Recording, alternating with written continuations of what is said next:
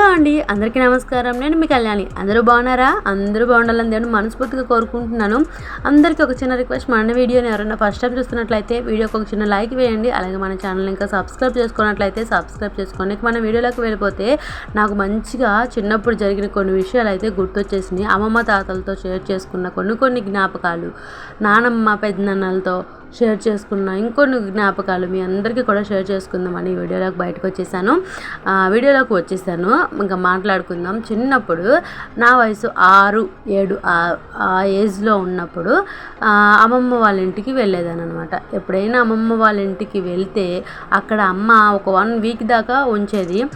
అమ్మమ్మ వాళ్ళ ఇంట్లో ఆడుకుందాం, ఇక్కడే ఉందాం అని 1 వీక్, అంటే సమ్మర్ హాలిడేస్ అలాంటిలో తీసుకెళ్ళేదనమాట. అయితే నేను నానమ్మ మీద బాగా బెంగ పెట్టేసుకొని ఫుల్గా ఫీవర్ వచ్చేసేదనమాట.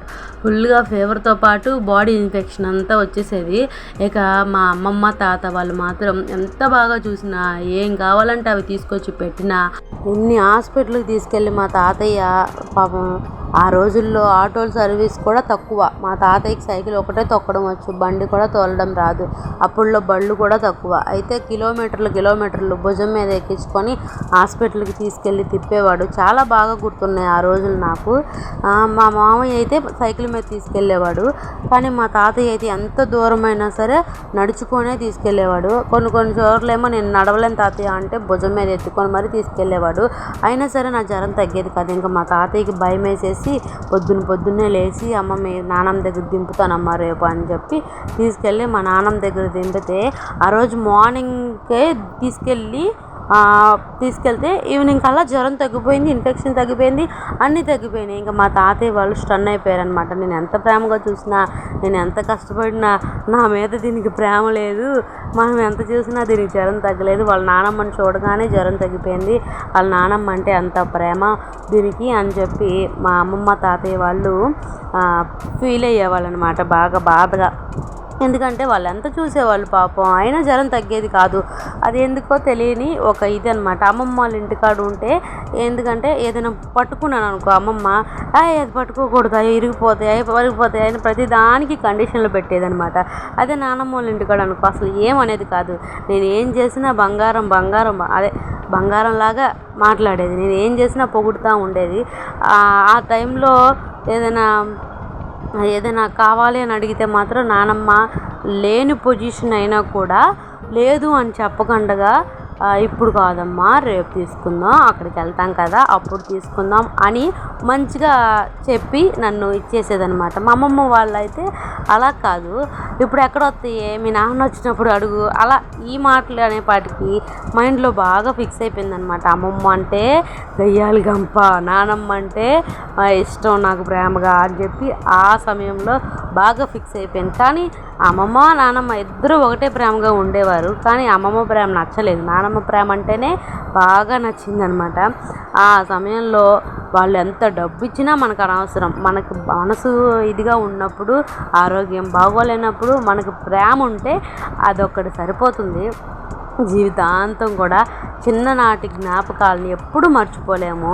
చిన్నప్పుడు ఎన్ని అంటే అమ్మమ్మ వాళ్ళ ఇళ్ళ కాడ, పెద్దమ్మ వాళ్ళ ఇళ్ళ కాడ, అత్త వాళ్ళ ఇళ్ళ కాడికి వెళ్ళినప్పుడు, అత్త వాళ్ళు ఏమైనా అన్నప్పుడు, అమ్మమ్మ వాళ్ళు ఏమైనా అన్నప్పుడు అసలు మామూలుగా కాదు. అంటే మా అమ్మకి అక్కలిద్దరు, అన్నయ్యలిద్దరు, వాళ్ళ ఇళ్ళల్లో ఉన్నప్పుడు అసలు నన్నేం అనేవాళ్ళు కాదు. నేను ఆ ఇంటికి మొదట ఆడపిల్లని. అమ్మమ్మ అంటేనే మాత్రమే అది భయం కూడా కాదు, ఒక రకమైన కోపం అనమాట అమ్మమ్మ మీద. నేను ఏది అడిగినా ఇవ్వదు, నేను ఏది అడిగినా అది ఇది సాకులు చెప్పిద్ది, నేను ఏది కావాలంటే అది చెయ్యదు అమ్మమ్మ అని ఒక రకమైన ఇదనమాట అమ్మమ్మ మీద. అమ్మమ్మలు ఎంత బాగా చూసినా కూడా నానమ్మ అంటేనే ఇష్టపడతారు కదా చిన్నపిల్లలే కాదు, కొంచెం ఏజ్ వచ్చేదాకా కూడా అమ్మమ్మ అంటే చాలామందికి ఇష్టం ఉండదు. నాలాంటి వాళ్ళు చాలామంది అలాంటి మైండ్ సెట్తో ఉంటారు. ఇంకా కొంతమంది అయితే చిన్నప్పటి నుంచి నానమ్మ అమ్మమ్మ లేకుండా అమ్మ దగ్గరే పెరుగుతారు. పూర్తిగా అమ్మ ప్రేమను పొందిన వాళ్ళు చాలామంది ఉంటారు. నాలాగా సగం జీవితం మాత్రమే అమ్మ, తర్వాత అమ్మ లేకుండా పోయిన వాళ్ళు చాలా తక్కువ మంది ఉంటారు. ఇక అలాగ వెళ్ళిపోతే మన వీడియోలోకి బాధపడడం తప్ప ఇప్పుడేం చేయలేము. వెళ్ళిపోయిన అమ్మని తిరిగి అయితే తీసుకురాలేము. ఉన్న వాళ్ళలోనే అమ్మని చూసుకోవాలి అని చెప్పి వెంకీ అంటూ ఉంటాడు. వెంకీ అంత కోపంగా ఉన్నా ప్రేమ కూడా అంతే చూపిస్తూ ఉంటాడు. అందుకనే వెంకీని మా అమ్మని వెంకీలో చూసుకుంటానమాట. మా అత్తమ్మ కూడా బాగా చూసుకుంటుంది నన్ను. అమ్మలేని లోటు తీరుస్తూ ఉంటుంది ప్రతిదానికి. మా నాన్నమ్మ నన్ను ఎలా చూసుకునేదో అలా చూసుకుంటూ ఉంటుంది మా అత్తమ్మ. ఏంటంటే వెంకీ ఎప్పుడైనా ఏదైనా ఈ విషయంలో అది ఇవ్వను, అది వద్దు, అది చేయొద్దు, ఇది చేయొద్దు అన్నప్పుడు మా అత్త మాత్రం నాకు మంచిగా ఎంకరేజ్ చేస్తుంది అనమాట. ఆ ఎంకరేజ్మెంట్ ఉంటే ఆడపిల్ల ఎంతైనా సాధించవచ్చు. వెంకీ 99% కూడా వద్దు అనరు ఏ విషయంలో కూడా. నేనేం చేసినా ఇష్టంగానే చేస్తారు. 1% మాత్రం వద్దంటారు, ఎందుకో తెలీదు. అది కూడా పోరాడితే కొంచెం అడిగితే గట్టిగా అంటే కొద్దిగా ప్రేమగా అడిగితే వెంకీ కూడా ఓకే అంటారు. మా కొండ మీద మా ఇంటి ఏరియాలో టాకింగ్ ఏంటంటే కళ్యాణి ఏం చేసినా వెంకటేష్ ఫుల్ సపోర్ట్ ఇస్తారు అని చెప్పి అంటూ ఉంటారు. అది కూడా వాస్తవం, నిజంగా అదే. నేనేం చేసినా వెంకీ అది చెయ్యి అని చెప్పి మంచిగా ఎంకరేజ్ చేస్తూ ఉంటారు, ఫుల్ సపోర్ట్ ఇస్తారు. ఒక మగవాడి విజయం వెనకాల ఆడది ఉంటుందో లేదో తెలియదు, కానీ నేను రేపు పొద్దున్న ఏదైనా సాధిస్తే మాత్రం నా వెనకమాల మాత్రం వెంకీ సపోర్ట్ మాత్రం ఫుల్గా ఉంటుంది అనమాట. వెంకీ మాత్రం ఖచ్చితంగా ఉంటాడు. ఇంకా అలా మనం వీడియోలోకి వెళ్ళిపోతే సమ్మర్ హాలిడేస్ ఇచ్చేశారు అంటే ఇక మామూలుగా ఉండదు కదా. ఇక వాళ్ళు ఎప్పుడంటే గంటలు మొదలుపెట్టారు. వాళ్ళతో పాటు వెంకీ కూడా కాసేపు అలా ఆడుతూ ఉన్నాడు బొంగరాలాట. ఇక్కడ ఏం చూపిస్తున్నానంటే మా ఇంటి ఎదురుగానే ఆపోజిట్లో ఈ ఖాళీ స్థలం అని చూపించాం కదా. ఒకసారి వెంకీ ఇదంతా క్లీన్ చేసి ఇదంతా సాఫ్ట్ చేశాడు ఈ కోళ్ళు ఆడుకుంటాయని. అలాగే ఈ కోళ్ళు అక్కడే ఆడుతూ ఉంటాయి. ఇక్కడ ఏంటంటే మన కోళ్ళు బాగా అలవాటు పడ్డాయి అన్నమాట ఈ కొండ ఏరియాలో.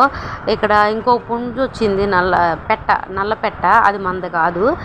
ఇక్కడ ఈ పెట్ట పుంజు గట్టిగా కొట్టుకుంటూ ఉంటాయి. అదే ఈ పెట్టలు రెండు ఇద్దరు కొట్టుకుంటూ ఉంటాయి. లేడీస్ కొట్టుకుంటున్నట్టుగా అవి రెండు కొట్టుకుంటూ ఉంటాయి. మా వేణుగాడు ఆ వీడియో తీస్తున్నప్పుడు చూడన్నయ్య పెట్ట ఫ్రెండ్స్ అయిపోయినాయి, కొట్టుకోవట్లేదు అని చెప్పి అంటూ ఉన్నాడు. ఏంట్రా అని చెప్పి వీడియో తీస్తూ ఉన్నాను అనమాట. నేను కూడా మా విజయవాడ ఎలా ఉందో చూడండి ఈవినింగ్ టైంలో. అసలు ఎంత బాగుంటుందో, పైనుంచి చూస్తే అంత బాగుంటుంది, ఎక్కితే మాత్రం దుంప దిగిపోయిద్ది అనమాట, మామూలుగా కాదు.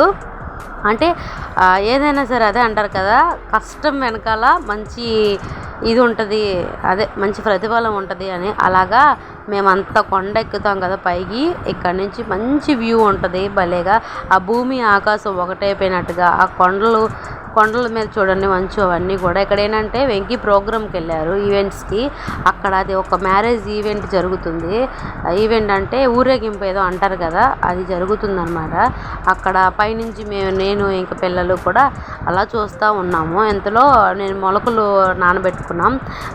అదే ఇప్పుడు ఏంటంటే అప్పుడు ఫుడ్ వేరు, ఇప్పుడు ఫుడ్ వేరు కదా.